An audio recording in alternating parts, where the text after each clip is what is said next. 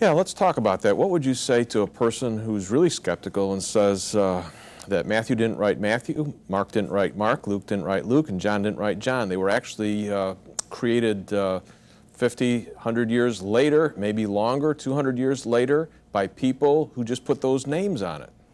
Well, we have two reasons to believe that we know something about the authorship. One is the external evidence itself of the early church and how this can be traced back to the earlier generations through the reporting back that gets done.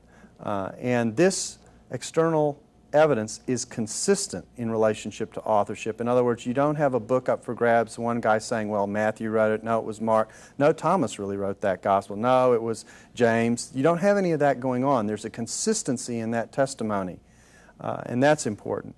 And I think the second thing that we have to remember is just the nature of tradition in this period. This was an oral culture. You didn't have computers. You didn't have Memorex tapes.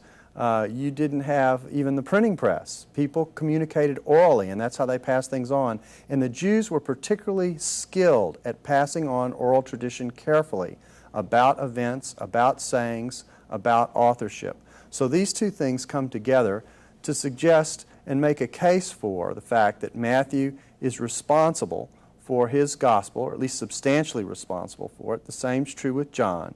Mark is a disciple of Peter. That's important because sometimes the remark is made, well, Mark is the first gospel and it isn't even apostolic, but it has apostolic roots. Peter's the one who's responsible for it. And Luke is associated with Paul and worked hard at, if you will, collecting this tradition and reflecting upon it and bringing the reports and filling them out with things that the other Gospels hadn't said up to the point at which he wrote.